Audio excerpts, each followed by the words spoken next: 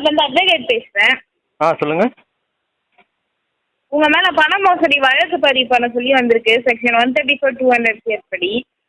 ஏன் மேலையா? உங்கள் மேலே தான். யார் கொடுத்தது? யூனிகார்ட் சைட்லேருந்து கொடுத்துருக்காங்க.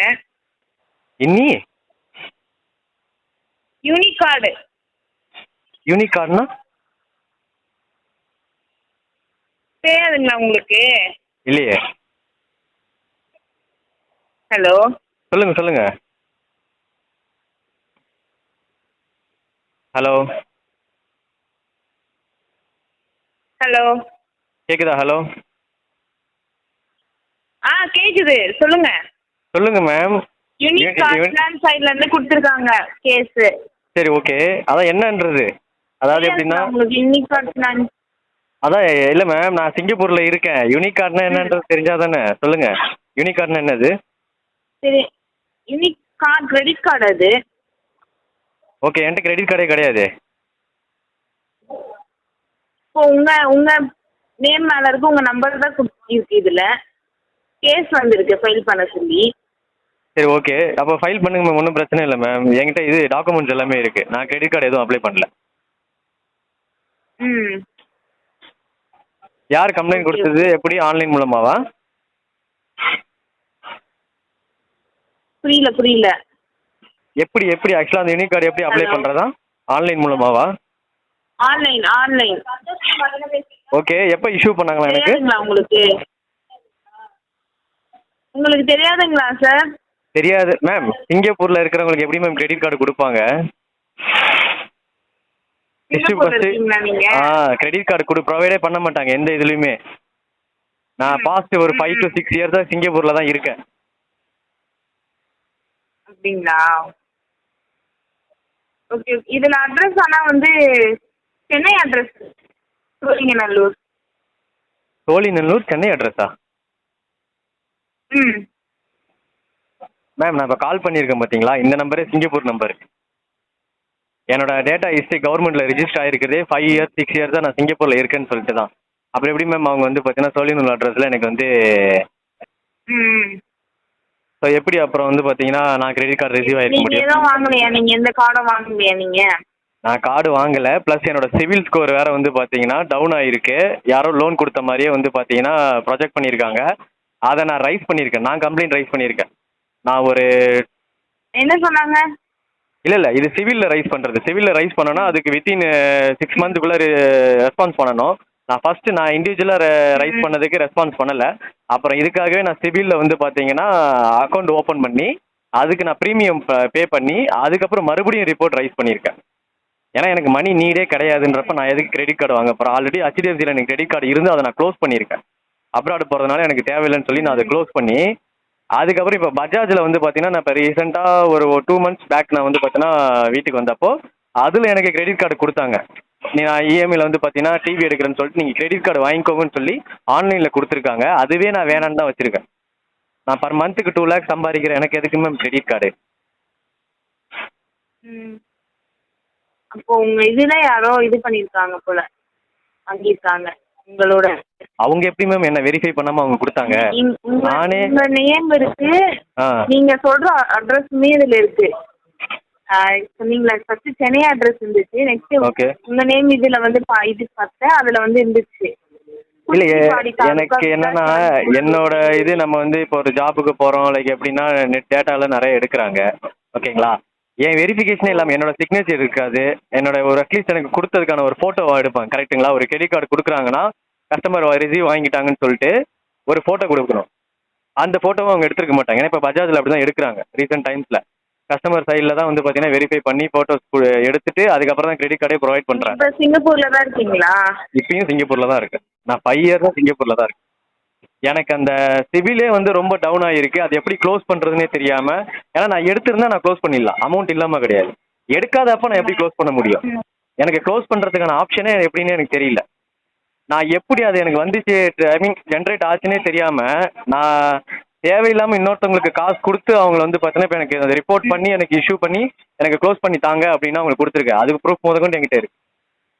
என்னோட சிபிலே வந்து பார்த்தீங்கன்னா ஜென்யூனாக இருக்கும். எல்லாமே வந்து A to Z கரெக்டாக பே பண்ணிட்டு இருப்பேன். ஆனால் இது ஒன்று தான் எனக்கு இதுவாக இருக்குது, டிஸ்டர்பாக இருக்குது. ஏன்னா நான் எடுத்திருந்தா நான் பே பண்ணியிருப்பேன். ஆனால் இல்லாதப்ப நான் எப்படி பே பண்ண முடியும்? இதுவரையும் என்னை யாருமே காண்டாக்ட் பண்ணல. இப்போ தான் ஃபஸ்ட்டு கால் நீங்கள் ரிசீவ் ஆகுது. நான் இப்போ நீங்கள் அட்வொகேட்டு கலைச்செல்வின்னு ட்ரூ காலரில் வந்தனால தான் நான் ரிட்டன் இந்த நம்பர்லேருந்து நான் கால் பண்ணேன். அப்படிங்களா? ஆமாம். ஆக்சுவலி இது வந்து ஆக்சுவலி உங்களுடைய என்கே ரெக்கவரி எல்லாமே முடிஞ்சு லாஸ்டா எங்ககிட்ட வந்திருக்கு இது.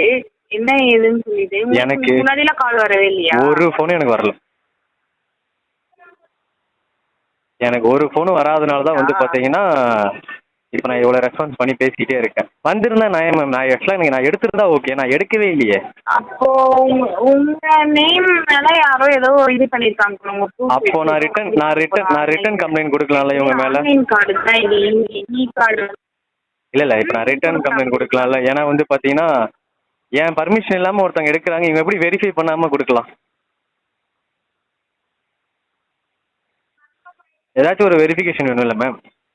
ஒரு கஸ்டமர் கொடுக்குறாங்கன்னா இவங்க தான் வாங்குறாங்கன்ட்டு எதுவுமே இல்லாமல் அவங்க கொடுக்குறாங்க. ஏன்னா இப்போ ரீசெண்ட் டைமில் நம்ம எது அப்ளை பண்ணாலும் PAN card Aadhaar card must நீடுன்றாங்க. நம்ம அந்த மாதிரி கொடுத்ததை எவனாவது எடுத்துருக்கலாம். அட்லீஸ்ட் ஒரு ஓடிபி, பேன் கார்டோட ஓடிபி வேணும். அது இல்லாமல் எப்படி அவங்க கொடுக்கலாம்? என் நம்பரே அவங்கள்ட்ட கிடையாது. நான் இப்போ சிவிலில் போட்டதுக்கப்புறம் வேணால் மேபி அவங்களுக்கு கிடைக்க சான்சஸ் இருக்குது. இப்போ உங்களுக்கும் மேபி அப்படி தான் கிடச்சிருக்கலாம். ஆனால் அதுக்கு முன்னாடி எனக்கு ஒரு கால் கூட வரல. இதுவரையும் எனக்கு கால் வரல. நீங்கள் தான் ஃபஸ்ட்டு பண்ணியிருக்கீங்க இது ரிலேட்டடாக. இன்னொரு நம்பரும் இருக்கு 93 அது என் நம்பர் இல்லை. என் நம்பர் வந்து 822 மட்டும்தான். அந்த நம்பர் சொல்லுங்கள். நான் வந்து பார்த்தீங்கன்னா இந்த நம்பர் பார்த்துக்கிறேன். ஒரே நிமிஷம் புரியுது. சொல்லுங்க மேம். இப்போ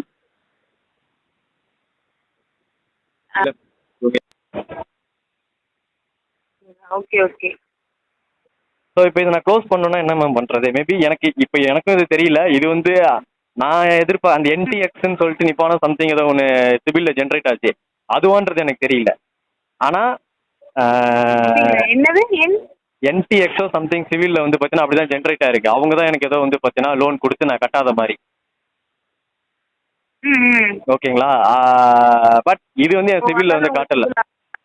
அதனால தான் என் சிவில் அஃபெக்ட் ஆகிருக்கு. அதுக்கு தான் நான் வந்து பார்த்தீங்கன்னா ரிப்போர்ட் கொடுத்து இது ரைஸ் பண்ணியிருக்கேன், கம்ப்ளைண்ட் ரைஸ் பண்ணியிருக்கேன் சிவிலில். பட் இது எனக்கு சிவிலில் காட்டவே இல்லை. நீங்கள் சொல்கிற அந்த யூனியன் இதெல்லாம் வந்து எனக்கு சிவிலில் காட்டவே இல்லை. ஸோ அதனால் மேபி தெரியல என்னன்றது. ஆக்சுவலாக எவ்வளோ லோன் வாங்கிட்டு நான் கட்டலைன்ற மாதிரி இவங்க சொல்லியிருக்காங்க. இதுல ஆக்சுவலி கார்டு வந்து இது கார்டு யூஸ் பண்ணிட்டு கட்டாத மாதிரி காட்டுது சார். அந்த மாதிரி கேஸ் தான் இது ஃபுல்லாவே வந்திருக்கு. 20,000. அதுவும் 20,000 தான் யூஸ் பண்ணிட்டு கட்டாத மாதிரி காட்டுது. அந்த சிவில்ல காமிச்சிருக்கும் 20,000 தான். அப்படிங்களா? ஆமா. இது நான் யூஸ் பண்ணதுக்கு ஏதாச்சும் ப்ரூஃப் அட்டாச் பண்ணிருக்காங்களா? இதுதான். அதான் நினைக்கிறேன். எனக்கு தெரிஞ்சு நான் இப்போ கம்ப்ளைண்ட் ரைஸ் பண்ணதுனால அவங்க வந்து இந்த மாதிரி போட்டிருக்காங்கன்னு நினைக்கிறேன். இல்லை இது ஏதாச்சும் யூஸ் பண்ணதுக்கு ஏதாச்சும் ப்ரூஃப் அவங்கள்ட்ட இருக்கும்ல, அது ஏதாச்சும் அட்டாச் பண்ணியிருக்காங்களா? இல்ல அது எங்ககிட்ட இல்ல. ஆக்சுவலி இது வந்து மெயின் பிரான்ச் வந்து பெங்களூர்ல இருக்கு. இது சரி. ஃபைல் மட்டும் தான் வந்துருக்கேன் கேஸ்க்காக. ஓகே. இப்போ நான் என்ன மேம் பண்ணுறது இதுக்கு? நீங்களே சொல்லுங்க. உங்க சைட்ல இருந்தே ரைஸ் பண்ணுங்க. ஓகே.